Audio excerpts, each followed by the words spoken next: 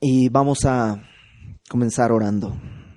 Padre, te damos gracias porque nos has amado, porque tu amor, Señor, se tradujo en cubrir esta necesidad que no había otra manera, Señor, de salvarla sino con tu propia sangre. Y Señor, así, habiendo sido rescatados, nos acercamos esta noche delante de tu trono para rogarte que nos hables, que nos enseñes y que guardes nuestros pensamientos en ti, Señor, que nos cuides de distracciones y podamos verdaderamente esta noche, después del servicio, camino a casa, meditar en lo que tú nos has dicho y ser transformados por tu palabra como tú has prometido que va a suceder. Nos ponemos en tus manos, Señor, en el nombre de Jesús. Amén.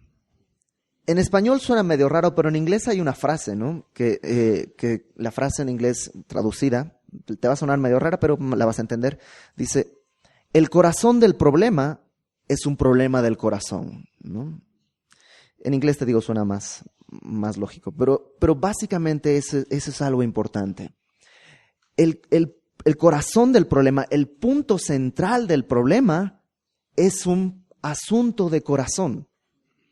Y en la Biblia también vemos eso, que el punto central del problema es el corazón del hombre. Y lo que vamos a estar viendo el día de hoy es precisamente algo acerca del corazón humano. Y tú sabes, el escritor de Hebreos está escribiendo casi es un sermón largo, ¿no?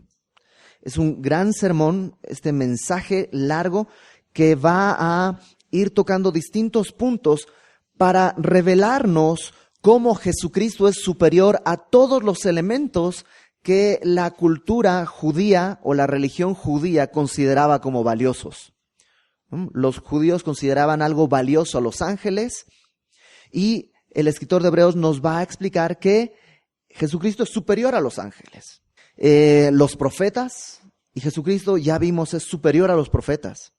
Incluso la semana pasada vimos esto de Moisés, el gran valor que Moisés tenía para los judíos, y la semana pasada vimos cómo Jesucristo es superior incluso a Moisés.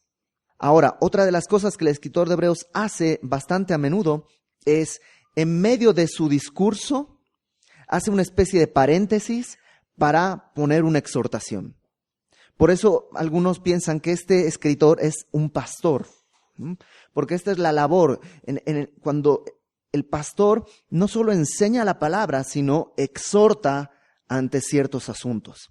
Y en el pasaje que vamos a ver el día de hoy es una exhortación. Ya vimos una, ¿te acuerdas? Al principio del capítulo 2 hay una exhortación que nos hace cuando dice que es necesario que con más diligencia atendamos las cosas que hemos oído. Ahora va a haber una exhortación acerca del corazón.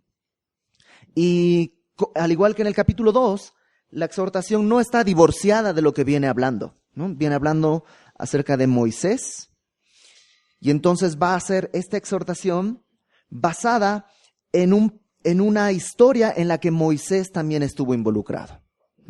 Entonces vamos a comenzar. Vamos desde el versículo... vamos a comenzar en el versículo 3 para tomar el contexto. Vamos a empezar a estudiar a partir del versículo 7, ¿no? Dice, por tanto... Porque de tanto mayor gloria que Moisés es estimado digno Jesucristo, cuanto tiene mayor honra que la casa el que la hizo. Porque toda la casa es hecha por alguno, pero el que hizo todas las cosas es Dios.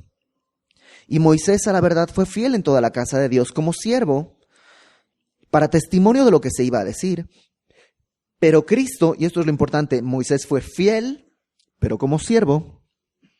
Cristo también fue fiel, pero como hijo sobre su casa, la cual casa somos nosotros. Nosotros los creyentes somos la casa de Cristo, el templo del Espíritu Santo. Si retenemos firme hasta el fin la confianza y el gloriarnos en la esperanza. Ahora, esto es un tema importante. Cuando dice, si retenemos firme hasta el fin la confianza, ¿quiere decir que la salvación podría perderse? Bueno, vamos a ver desarrollado ese tema a partir de lo que nos va a explicar el escritor de Hebreos el día de hoy.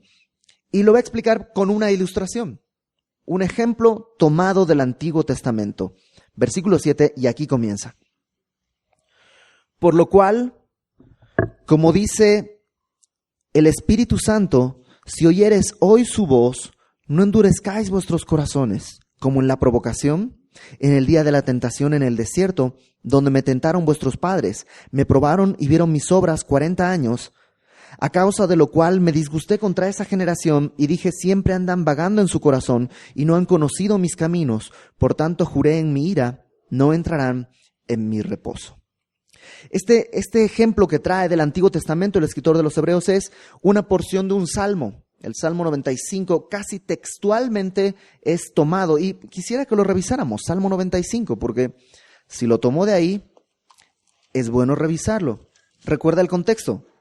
Jesucristo fue fiel, es fiel sobre su casa, la cual somos nosotros, si permanecemos en esta confianza y en gloriarnos en la esperanza. Salmo 95, y voy a leerlo desde el principio. A partir del versículo 7 es la parte que está en Hebreos, pero lo voy a leer desde el principio para que tengamos todo el contexto. Salmo 95 dice, venid, aclamemos alegremente a Jehová, cantemos con júbilo a la roca de nuestra salvación. Lleguemos ante su presencia con alabanza, aclamémosle con cánticos. Hasta ahí, si te das cuenta, es un salmo muy bonito, muy alegre, de alabanza, ¿no? Nada difícil, nada feo, por decirlo así. Verso 3. Porque Jehová es Dios grande y Rey grande sobre todos los dioses. Porque en su mano están las profundidades de la tierra y las alturas de los montes son suyas. Suyo también el mar, pues él lo hizo. Y sus manos formaron la tierra seca. Venid, adoremos, postrémonos, arrodillémonos delante de Jehová nuestro Hacedor. Porque él es nuestro Dios, nosotros el pueblo de su prado y ovejas de su mano. Hasta ahí está todo increíble. Alabemos. Él es el creador, Él es el dueño, Él es el poderoso. Alabemos. Pero dice, nosotros somos el pueblo de su prado y ovejas de su mano. Y aquí la música cambia a un tono menor. Si oyeres hoy su voz, no endurezcáis vuestro corazón como en Meribá, como en el día de Masá, en el desierto, donde me tentaron vuestros padres, me probaron y vieron mis obras. 40 años estuve disgustado con la nación y dije, pueblo es que divaga de corazón y no han conocido mis caminos. Por tanto, juré en mi furor que no entrarían en mi reposo. Y ahí acaba el salmo y tú dices, empezó muy bonito. Alaben, gloria, acerquémonos, pongámonos de rodillas. Y la última frase es, no entrarán en mi reposo. ¿Qué es lo que sucedió? Bueno, el escritor de Hebreos tomó esa parte oscura, por decirlo así, o grisácea, ¿no? Y si te das cuenta es más o menos lo mismo. Toda una parte, Él es fiel sobre su casa, la cual somos nosotros, si permanecemos en esta confianza y el gloriarnos en la esperanza. Ahora, regrésate a Hebreos. Ahora sí vamos a ver, ya entendemos por qué lo tomó de ahí. Ahora, antes de irnos a Hebreos, vamos a ver de qué está hablando. Éxodo capítulo 17. En Éxodo capítulo 17 está la historia que el salmista está citando. Éxodo 17. ¿Ya llegaste ahí? Ok. Toda la congregación, el pueblo de Israel acaba de salir de Egipto, están en el desierto. Y dice, toda la congregación de los hijos de Israel partió del desierto de Sin por sus jornadas, conforme al mandamiento de Jehová, y acamparon en Refidim, y no había agua para que el pueblo bebiese. Y altercó el pueblo con Moisés, y dijeron, danos agua para que bebamos. Y Moisés les dijo, ¿por qué altercáis conmigo? ¿Por qué tentáis a Jehová? Así que el pueblo tuvo allí sed y murmuró contra Moisés y dijo, ¿por qué nos hiciste subir de Egipto para matarnos de sed a nosotros, a nuestros hijos y a nuestros ganados? Ahora, esto es importante. El que hayan tenido sed no es un pecado. Dios conocía que el pueblo tenía sed, están en el desierto. Y Dios, de hecho, ya les había dado agua. Entonces, no es un asunto de, tienen sed, ¡ay, qué exigentes! No van a entrar en mi reposo. No, Dios no es así. ¿Cuál es el problema? Número 1, están diciendo, nos sacaste de Egipto para matarnos de sed. ¿Ese fue el propósito por el que Dios los sacó de Egipto? No, para nada. pero ellos están empezando a desconfiar de Dios. Dios nos sacó para matarnos. Versículo 4. Entonces clamó Moisés a Jehová diciendo, ¿qué haré con este pueblo? De aquí a un poco me apedrearán. Y Jehová dijo a Moisés, pasa delante del pueblo, toma contigo de los ancianos de Israel, toma también tu mano, tu vara con que golpeaste el río y ve, he aquí yo estaré delante de ti, allí sobre la peña en Horeb, y golpearás la peña y saldrá de ella aguas y beberá tu pueblo. Y Moisés lo hizo así en presencia de los ancianos de Israel y llamó el nombre de aquel lugar Masá, que quiere decir prueba, y Meribá, que quiere decir rencilla, por la rencilla de los hijos de Israel, y porque tentaron a Jehová diciendo, ¿está pues Jehová entre nosotros o no? Entonces, ese es el pecado. El pecado es que el pueblo está ahí en el desierto, ya se abrió el mar, o sea, ya pasaron 10 plagas, ya se abrió el mar, ya salieron, ya tomaron agua de un estanque que tenía agua amarga, pero que tiraron un palo y ya todo se hizo agua dulce. O sea, ya pasó todo eso, tienen sed y ahora, ay, ¿y Dios sí está o no está entre nosotros? Y tú dices, oh, como que me identifico, porque a veces yo he dicho eso, ¿no? Bueno, ahora regrésate a Hebreos, ¿no? Porque ya entendimos el contexto del por qué dice esa porción. Versículo 7 de Hebreos 3. Por lo cual, como dice el Espíritu Santo, y nada más entre paréntesis, es uno de los pasajes en los cuales la Biblia le atribuye la escritura de la Biblia no a David, que es en ese caso el salmista, sino al Espíritu Santo, ¿no? En este caso David está escribiendo, pero realmente el mensaje es del Espíritu Santo. Por eso, por lo cual dice el Espíritu Santo, si oyeres hoy su voz, no endurezcáis vuestros corazones. El pueblo había endurecido su corazón. Entonces, eso fue ahí, en el desierto, endureció su corazón. Un poco más de 100 años después, David está escribiendo y dice, ¿saben qué, pueblo de Israel? No endurezcan su corazón como lo hicieron en el desierto. Y un poco más de 400 años después, están, el escritor de la carta a los Hebreos está escribiendo y diciéndole el mismo mensaje. Pueblo de Dios, no endurezcas tu corazón como endurecieron los del tiempo de David, como endurecieron los del tiempo en el desierto. No endurezcan su corazón. Si oyeres hoy su voz, no endurezcáis vuestros corazones. Y me encanta que dice, si oyeres hoy, porque hoy, ¿qué quiere decir? ¿El día que lo escribió? Hoy es cualquier día que tú puedas decir hoy. Un día que ya no habrá mañana, a lo mejor podremos dejar de decir hoy. Pero el día de hoy puedes decir hoy. Hoy no endurezcas tu corazón. Ahora, el corazón es algo que donde reside nuestro poder de decisión. Es decir, cuando la Biblia habla de corazón, no es como el día de hoy nosotros, San Valentín, ¿no? Ay, mi corazón, no sé qué. La Biblia habla de las entrañas, cuando se habla de eso. Te quiero con todo mi corazón. En tiempos bíblicos se dice, te quiero con todas mis entrañas, con amor entrañable. Entonces, cuando habla de no endurezcas tu corazón, no está hablando de este asunto romántico, sino habla de tu voluntad, de tus pensamientos. Y es algo deliberado. No dice que no se endurezca tu corazón, sino no endurezcas. Tú y yo somos los que endurecemos nuestro corazón. Es una decisión que tomamos. O es una decisión que tomamos no hacer. Así que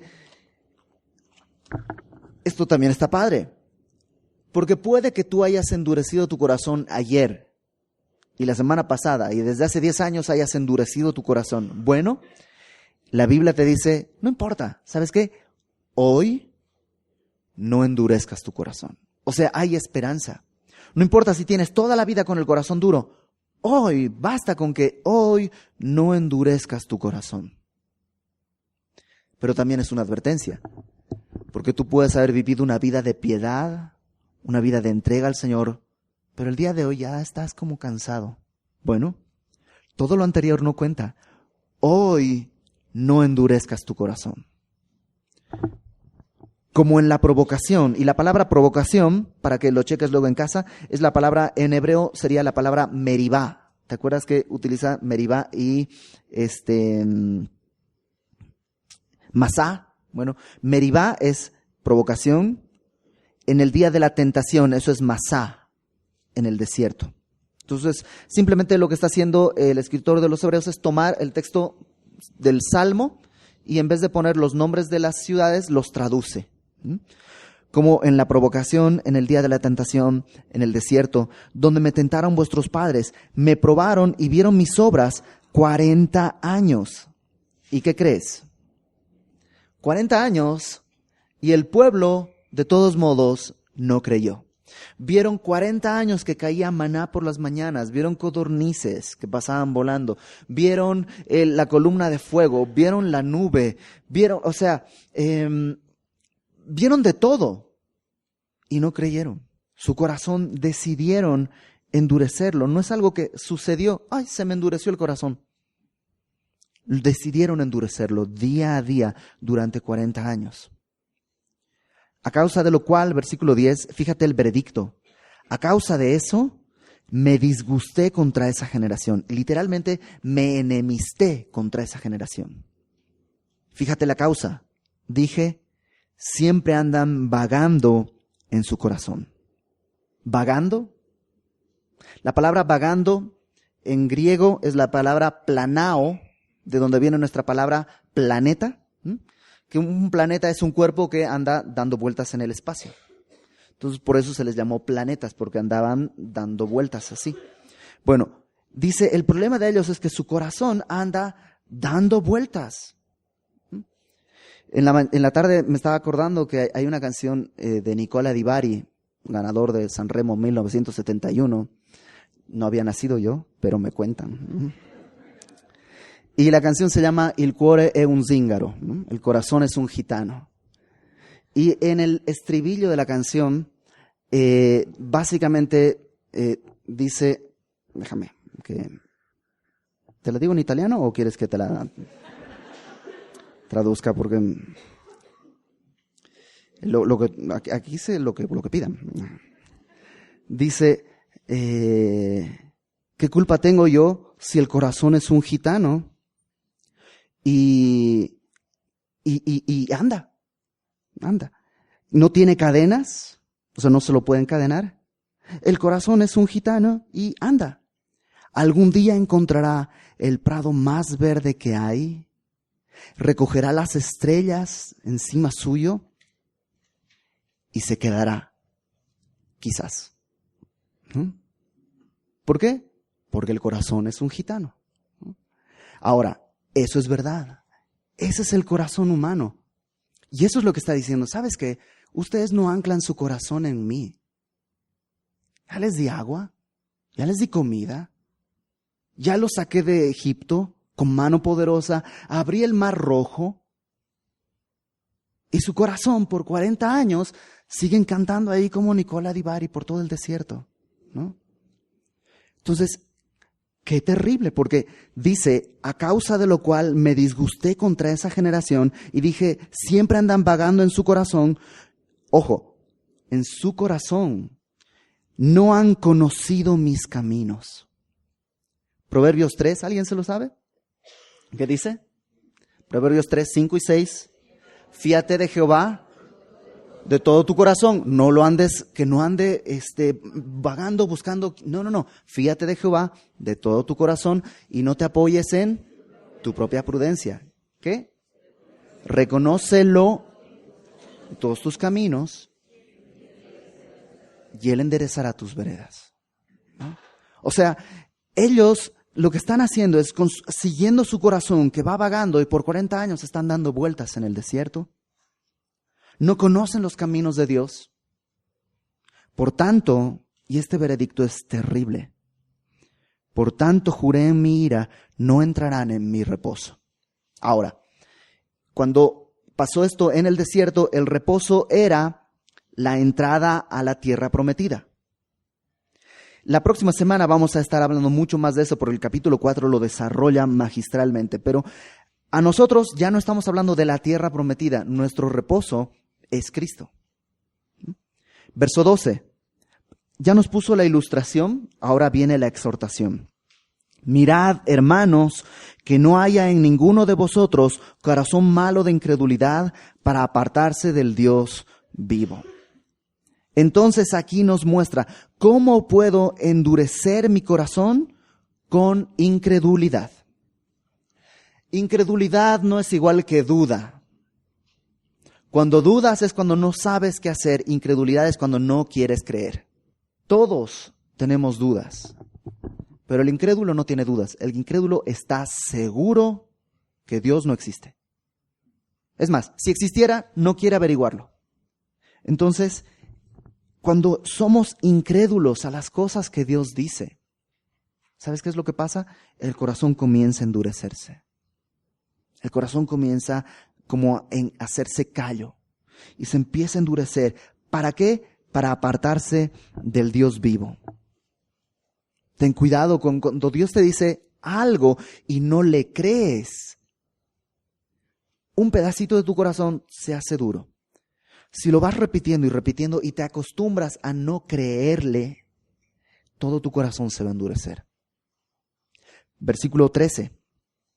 Antes exhortaos los unos a los otros cada día en tanto que se dice hoy, para que ninguno de vosotros se endurezca por el engaño del pecado. Aquí nos muestra otro aspecto de cómo el corazón se endurece, por el engaño del pecado. Y créeme, el pecado siempre es engañoso. Como dice un amigo mío, el pecado siempre cuesta más de lo que dice la etiqueta. ¿Nunca te ha pasado eso? Que en el súper agarras una cosa y resulta que no es lo que dice la etiqueta. Bueno, el pecado siempre es así, siempre es así. Y el pecado nos engaña, no pasa nada. Ay, de luego te arrepientes. Todos lo hacen.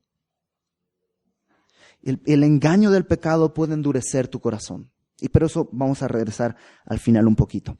Y aquí en el versículo 13 es uno de los versículos que más me encantan porque me libran de muchas responsabilidades. Porque dice, exhortaos que los unos a los otros. Y esto quiere decir entre todos los de la iglesia. Aquí no se trata de que el pastor se endureció mi corazón porque porque el pastor no me estaba exhortando a mí, no tenía tiempo para darme consejería, ¿no? No. Este es un mandato unos a otros. Porque somos una familia y tenemos que exhortarnos en amor para caminar de acuerdo al Señor. Si ves que un hermano está siendo engañado por el pecado, tu deber como creyente es ir y hablar primero con él. Si no te hace caso, entonces toma 2 o 3 testigos. Pero es nuestro deber. Ahora, ¿cómo sé que realmente me van a exhortar bien? Porque, del pastor puedo saber que puede venir una exhortación correcta, pero si es un hermano, ¿cómo sé que realmente me está exhortando bien? Tiene que ser bíblico. Si no es con la palabra, no es exhortación. En el mejor de los casos es un buen deseo. Pero con la palabra tiene que venir la exhortación. Y aquí viene tu responsabilidad. Si tú no conoces la palabra, ¿cómo vas a saber si te están exhortando bíblicamente o no? Entonces esto es bien importante, cuidarnos como hermanos unos a otros y exhortarnos en tanto se dice hoy. ¿Hoy se puede decir hoy? Sí. Y mañana, si Dios nos regresa y no estamos con Él, también podremos decir hoy y también es tiempo de exhortarnos unos a otros para que nadie se endurezca por el engaño del pecado. ¿Te imaginas si como iglesia estuviéramos cuidándonos unos a otros en amor como la palabra de Dios nos enseña? Sería todo mucho más sencillo. Verso 14.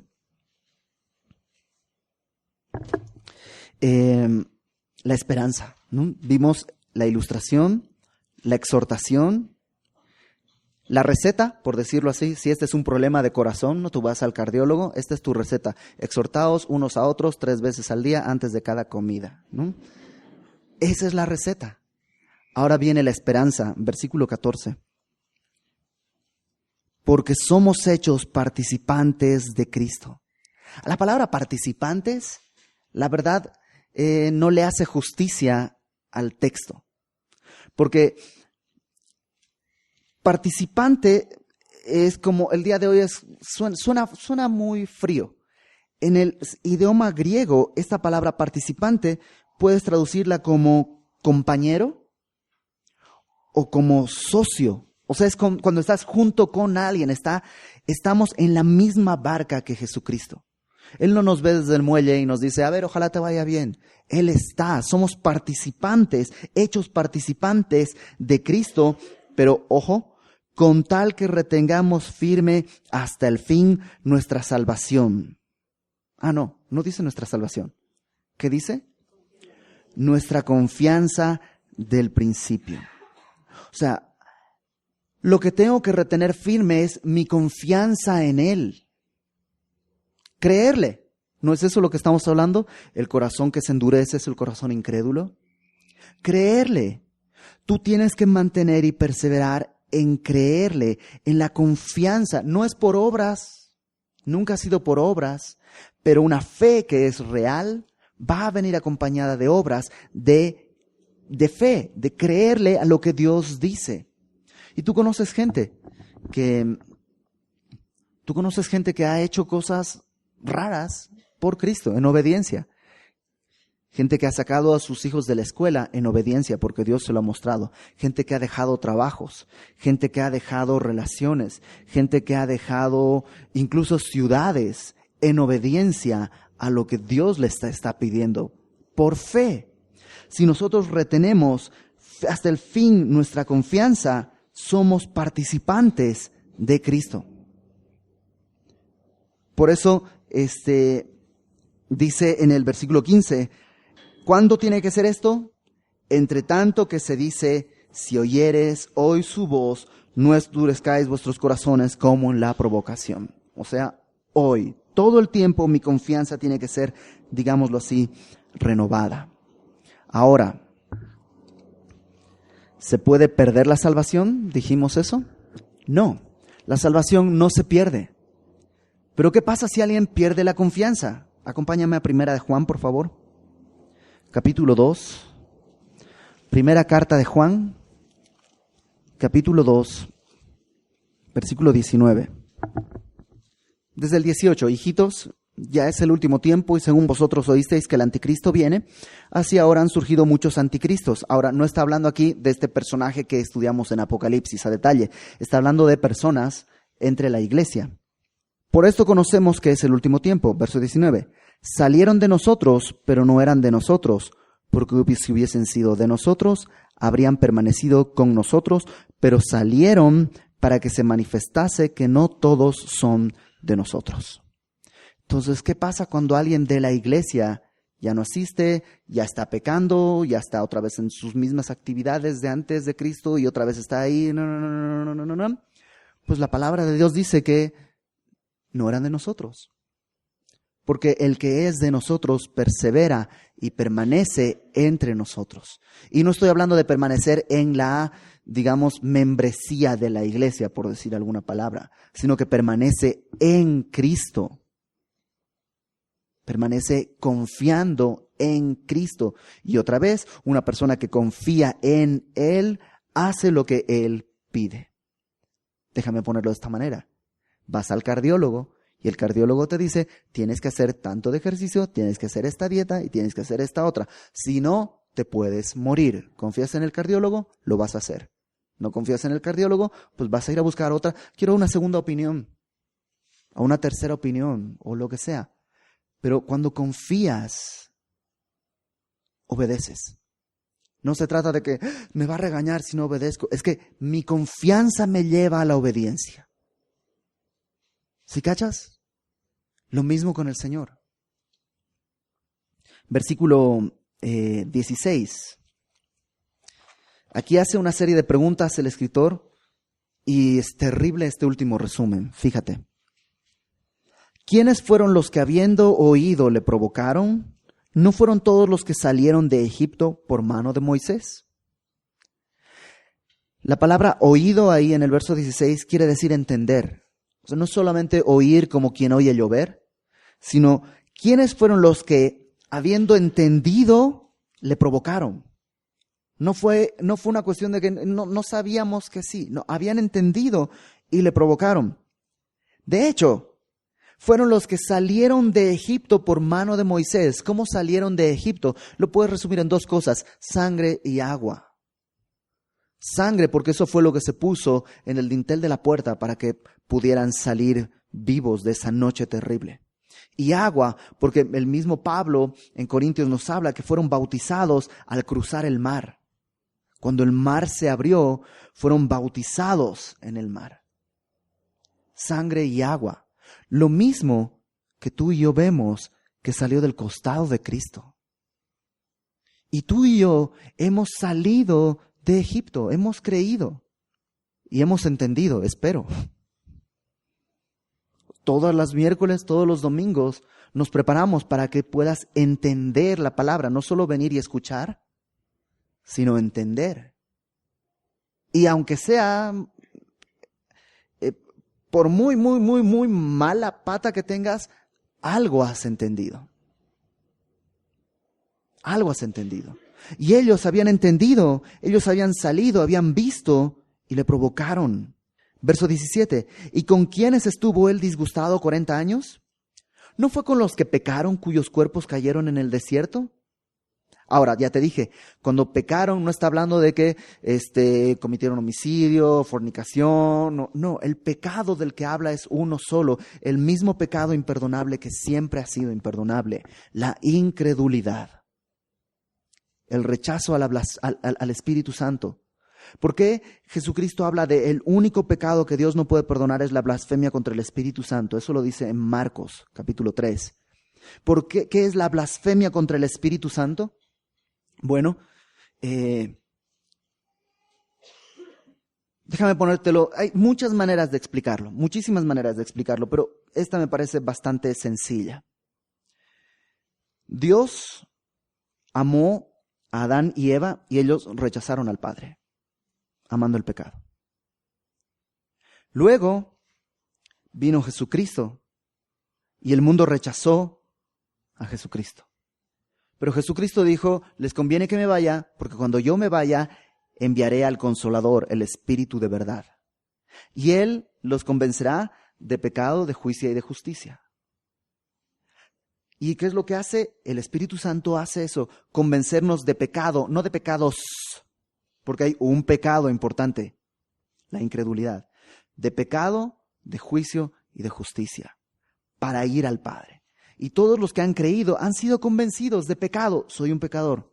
Han sido convencidos de juicio. Cristo pagó en sí mismo el juicio que yo merecía. Y de justicia, Él resucitó para ser justificado yo. Hemos sido convencidos de eso. Pero aquel que rechaza el testimonio del Espíritu Santo, ya no hay otra opción. Y por eso es el pecado imperdonable, la incredulidad. No es falta de evidencia. Ellos vieron milagros y milagros y milagros y milagros y milagros. No es falta de evidencia, es incredulidad. Y cayeron en el desierto. Y qué trágica esta frase. Los cuerpos cayeron en el desierto. Aproximadamente 6 millones de personas fueron cayendo y cayendo y cayendo a lo largo de 40 años. Solo 2 sobrevivieron. Verso 18. ¿A quiénes juró que no entrarían en su reposo, sino a aquellos que desobedecieron? Y vemos que no pudieron entrar a causa de incredulidad. Si te das cuenta, el verso 18 dice, desobedecieron. ¿Qué es lo que desobedecieron? La orden de Dios. Era muy sencillo. Los saqué de Egipto, vayan, tomen la tierra prometida. No creo, hay gente demasiado grande ahí. Al lado de ellos nosotros parecemos langostas, nos van a aplastar. ¿Para qué nos trajeron aquí al desierto? Vamos a morir aquí, vamos a ver cómo nuestros hijos son enterrados acá. Desobedecieron por incredulidad. Y Dios dice, ok, ¿saben qué? Ustedes dijeron, vamos a enterrar a nuestros hijos en el desierto, entonces sus hijos van a entrar a la tierra prometida, pero ustedes no. ¿Y qué es lo que hacen ellos? No, vamos a entrar. Hacen un ejército y se lanzan para entrar y son derrotados. Y Moisés les dice, les dije, ya no. El hoy se había acabado para ellos. En tanto que se dijo hoy, terminó para ellos y ahora solo tenían una procesión, una procesión detrás de un féretro por 40 años, dando vueltas hasta que el último cayera y entonces el resto entrara a la tierra prometida. Por incredulidad, porque su corazón se endureció. Ahora, todos podemos tener esclerosis cardíaca, ¿no? ¿Qué hacer? Vamos a terminar con esto. Acompáñame por favor a Efesios capítulo 4. Porque los que caminaban en el desierto eran iguales que nosotros. Tenían familia y tenían problemas económicos y tenían problemas con los vecinos y tenían anhelos, exactamente igual que tú y yo. Y vivían en el desierto y se quejaban de su lugar de residencia igual que tú y yo. Fíjate, Efesios capítulo 4, versículo 17. Y vamos a ver esta misma escalerita de endurecimiento del corazón y el resultado. Esto pues digo y requiero en el Señor, que ya no andéis como los otros gentiles que andan en la vanidad de su mente. Primer paso, la vanidad de la mente. O el escritor de Hebreos lo que dice es, tu corazón anda vagando. Y ahí anda en todas las cosas. A veces ni siquiera es pecado, pero está en la vanidad, en la vanidad. Sales pensando quién sabe qué cosas, en vez de aferrar y anclar en Cristo. Amarle con toda tu mente, ¿no? ¿Te acuerdas? Alma, corazón, fuerzas. Está ahí dando vueltas en la vanidad de su mente. ¿Y qué es lo que pasa cuando tu mente anda en vanidad? Verso 18, teniendo el entendimiento entenebrecido. Tu entendimiento va a empezar a entenebrecerse. Andar en la vanidad, andar en lo vacío es, y espero no pegarle a nadie, y si no, es Dios. Si tú eres de las personas que ve estos programas de chismes todos los días, si estás comprando esas revistas, ¿sabes qué? Estás andando en pura vanidad. Y todo eso está entrando en tu mente. Y vas a tener el entendimiento entenebrecido, te lo puedo garantizar. Y al rato, ¿qué dice después? Ajenos de la vida de Dios por la ignorancia que en ellos hay. Y ya, Dios no cuenta en tus decisiones, Dios no cuenta en tus anhelos, ya lo que quieres no es lo que Dios dice, sino yo quiero lo que esta casa que está aquí en la revista, yo quiero esto, o sea, ya tu mente está ajena de la vida de Dios, completamente apartada. ¿Y qué dice después? Por la dureza de su corazón. Tu corazón está endurecido. Y el resultado lógico, los cuales después que perdieron toda sensibilidad, ya si alguien te habla, te dice, oye, eso es pecado, está mal. Pecado no es pecado. Lo que pasa es que no entiendes, uno tiene que ser de mente abierta y ya está, totalmente insensible. Perdieron toda sensibilidad, se entregaron a la lascivia para cometer con avidez toda clase de impureza. Y ahí tienes el resultado. Y toda la gente está viviendo así porque siguió esta escalerita. ¿Cómo puedo revertirla? ¿Cómo puedo, si es que yo haya caminado ya en ese sentido, cómo puedo regresar? Pues como haces en una escalera, te das la vuelta y echas los mismos peldaños, pero al revés. En primer lugar, apártate de toda clase de impureza. Si hay pecado en tu vida, apártate, hazlo a un lado, déjalo. Toma las medidas necesarias para alejar la impureza de tu vida. Porque ¿qué va a pasar? Cuando ya hayas apartado toda clase de impureza, aunque digas, es que me muero por pecar, pues sí, o sea, si el pecado fuera horrible, nadie pecaría. El asunto del pecado es que es seductor, pero es engañoso. Entonces toma una decisión. No es una cuestión de sentimientos. Toma una decisión, aparta toda impureza. Y luego tu corazón va a empezar a ganar sensibilidad. Y ya la palabra de Dios empieza a tocarte y empieza a alabarte. Y dices, ok, ya empiezo a sentir nuevamente que el pecado es pecado. Y luego tu corazón ya no está duro. Y luego ya no eres ignorante ni ajeno de la vida de Dios. Ya Dios está nuevamente en tus decisiones, en tu día a día. Ya tu mente, en vez de estar entenebrecida, en tinieblas, ahora está en luz. Y entonces tu mente ya no está en vanidad, sino ya estás con el corazón bien anclado en el Señor. Entonces, si has andado ese camino, en tanto se dice hoy, pues echa el camino de regreso. Porque no sabemos si mañana, para alguno de nosotros, ya no se va a decir hoy. ¿Se pierde la salvación? No, para nada. Para nada. Porque todo esto no lo puedes hacer para ganar salvación. Esto lo haces porque eres un hombre, una mujer que ha sido rescatado a precio de sangre. Alguien que en agradecimiento dice, Señor, yo quiero agradarte. Ya has pagado todos mis pecados y podría vivir de aquí hasta que me muera en pecado tras pecado. ¿Pero qué sentido tiene? ¿Para qué voy a vivir así si ya he sido rescatado? ¿Para qué me voy a encarcelar? ¿Para qué me voy a encadenar si ya me has hecho libre? Pues bueno, vamos a orar. Señor, te damos gracias porque tú no nos desechas. Y aun si en nosotros ha habido incredulidad, el día de hoy, mientras se dice hoy, tú sigues poniendo esperanza, porque eres bueno y tú eres fiel. Padre, te ruego que ninguno de los que estamos aquí pasemos por esta etapa de endurecimiento del corazón. Que nuestro corazón no esté vagando de un ídolo a otro, de una cosa a otra, sino que encuentre su ancla y su reposo en ti. Señor, ayúdanos a que si nos falta fe, podamos acudir a ti, a pedirte fe, a tu palabra, a ser llenos de fe.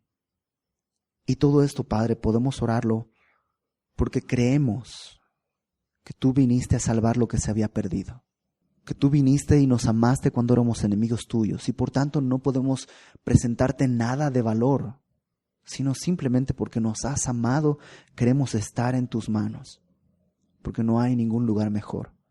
Ayúdanos a aborrecer el pecado, a desechar el pecado y a vivir para tu gloria. Y esto no para ser mejores, sino para que tú seas exaltado en todo. Nos ponemos en tus manos, Señor, en el nombre de Jesús. Amén.